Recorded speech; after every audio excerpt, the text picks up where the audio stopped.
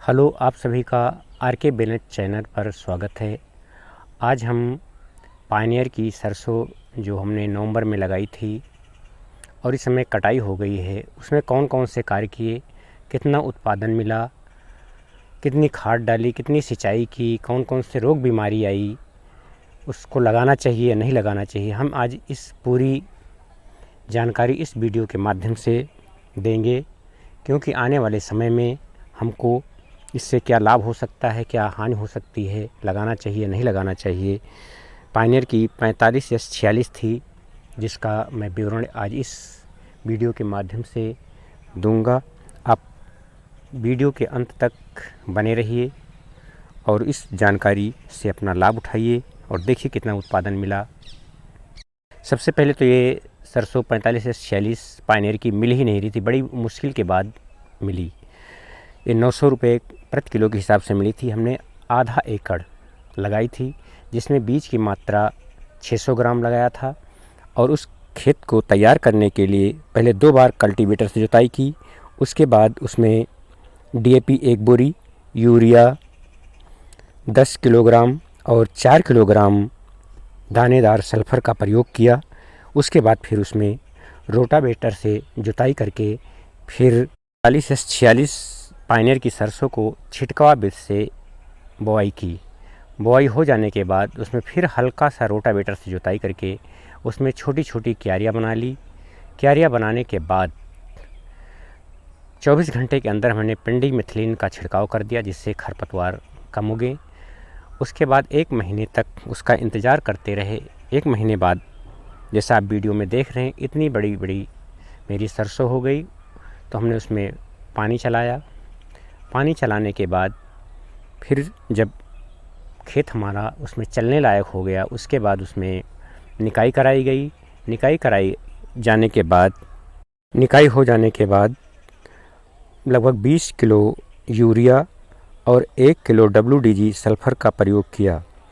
उसके बाद फिर इंतज़ार करने लगे। थोड़े समय के बाद बारिश हो गई, हल्की सी बारिश होने के बाद फिर 10 किलो यूरिया और 2 किलो जिंक 33% की प्रयोग किया गया।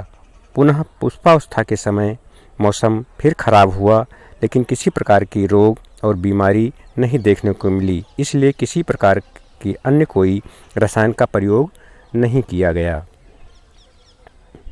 फूल बनने के बाद फलियां बनने लगी और फलियां भी धीरे धीरे कुछ समय बीता और पीली पड़ने लगी। पीली पड़ने के बाद पकने वाली अवस्था आ गई। फिर पकने के बाद उसकी कटाई की गई। जैसा आप देख रहे हैं वीडियो में, काट करके उसको डाल दिया गया। फिर काटने के बाद उसकी मड़ाई की गई। मड़ाई करने के बाद आप देख सकते हैं कितना उत्पादन हुआ, जिसको हम वज़न करके आपको बता रहे हैं।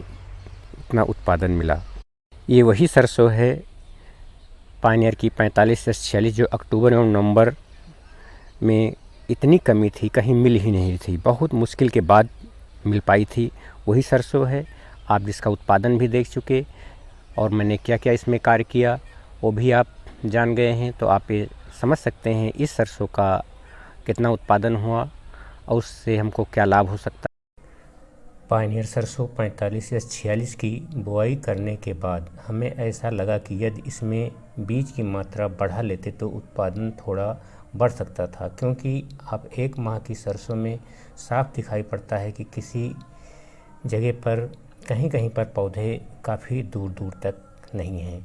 यदि उस स्थान पर पौधे होते तो उत्पादन और बढ़ जाता। यदि फिर इसकी बुआई सीड ड्रिल से किया जाता तो हो सकता है कि पौधे समान दूरी पर होते और उत्पादन इससे बढ़ जाता। हमको एक दूसरी सरसों भी बुआई किए थे जो 700 रुपये प्रति किलो के हिसाब से मिली थी। बीज की मात्रा हमने 800 ग्राम उतने ही खेत में किया था। उसका उत्पादन 5 कुंटल आधा एकड़ में प्राप्त हुआ, जबकि बुआई सिंचाई सब एक जैसे ही किया गया था। केवल बीज की मात्रा ज़्यादा थी, वो भी किसी कंपनी की थी, ये मुझे नहीं मालूम, लेकिन उसका नाम था कस्तूरी। पैकेज भी नहीं उपलब्ध है, नहीं इसको दिखाते।